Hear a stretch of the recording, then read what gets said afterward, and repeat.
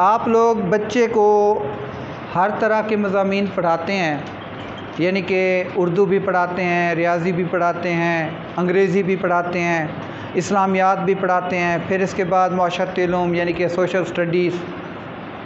एक और सब्जेक्ट है साइंस का।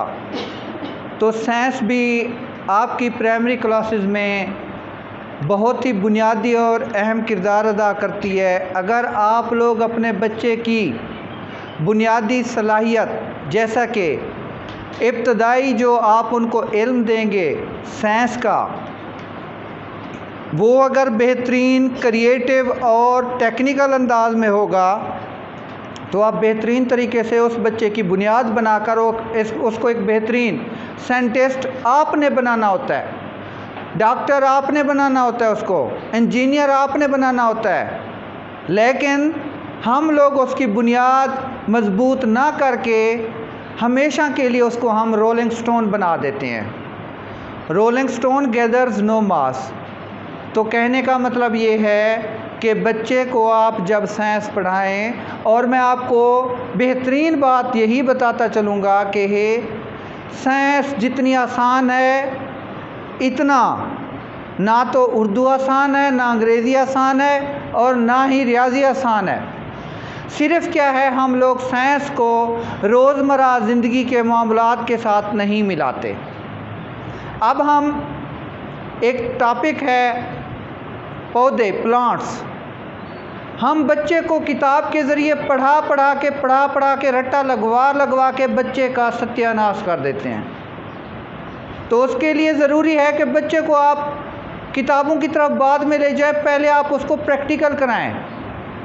प्रैक्टिकल में क्या है, आप देखें for example basic parts of plants है, हमने बच्चे को बेसिक पार्ट्स ऑफ प्लांट्स पढ़ाने हैं, तो उसको कैसे हम पढ़ाएंगे?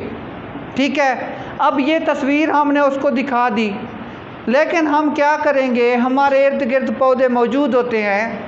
हम अपनी क्लास में मौजूद बच्चों को कहें कल को बच्चे आपने घर से पौधे जड़ समेत ले आने हैं। जैसे मैंने एक टीचर को कहा, ये टीचर बैठी हैं, इन्होंने ग्रासी में जाकर पौधा ले लिया, और अब हम पौधे को यहाँ पर पार्ट वाइज कौन से उसके बेसिक कंपोनेंट्स होते हैं वो आपको समझाएंगे। आपने भी बच्चे को इस तरह प्लांट्स के जो कंपोनेंट्स हैं या पार्ट्स हैं उनको कैसे कैसे समझाएंगे। अब देखिए, मेरी बात सुने कि ये एक पौधा है। क्या है ये? पौधा है। आप बच्चे को सामने यही चीज़ दिखाएं, किताब में कम ले जाएं, आप प्रैक्टिकली कराएं आप उसको।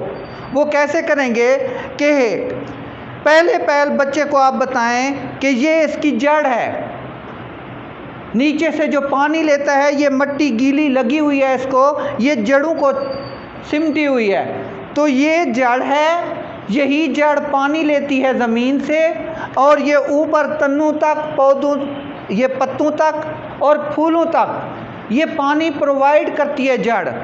अब बच्चे को क्या पता कि ये क्या है? बच्चे को जब आप इस तरह दिखाएंगे कि हाँ भी बच्चे ये इसकी जड़ है, ये नीचे से पानी लेता है, जिसको हम क्या कहते हैं, ये देखें, यानी कि रूट्स हैं। इनको आपका मीडियम ऑफ इंस्ट्रक्शन इंग्लिश है, बच्चे को आप अब इंग्लिश ज़बान में बताएंगे। मादरी ज़बान में अगर बता दिया तो ठीक, वरना आपकी जो यानी कि नेशनल लैंग्वेज है उर्दू, उसमें आप बताएं कि ये जड़ें हैं। जड़ों को अंग्रेज़ी में रूट कहते हैं। फिर उसके बाद आप उसको बताएं कि ये इसका तना है, यहाँ देखें ये इसका तना है।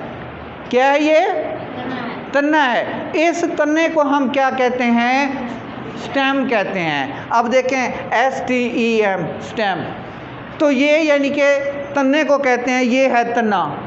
फिर इसके बाद आ जाता है यानी कि ये पत्ता, इसका ये क्या है? ये क्या है? सब लोग प्लीज़ बोलें। हाँ, अब ये पत्ता है तो इसको अंग्रेज़ी में हम कहते हैं लीफ, ये लीफ। अब क्या है, इसके बाद आगे आ जाता है इसका यानी कि ये क्या है? फूल, फ्लावर इसको कहते हैं। फ्लावर नहीं कहना, फ्लावर कहना है, फ्लावर। ठीक है, तो ये इसका फ्लावर है। फिर इसके बाद क्या है, इसी फूल में यानी कि पोलन होते हैं, एंथर होता है और चीज़ें होती हैं, वो आगे की चीज़ में आता है। ठीक है, तो ये बच्चे को आपने बेसिक पार्ट्स ऑफ प्लांट्स बताने हैं जब आप बच्चे को इनिशियल लेवल पे साइंस की तरफ लेकर जा रहे हैं। ये वो एक्टिविटी है जो आप लोगों ने उनको करवानी है।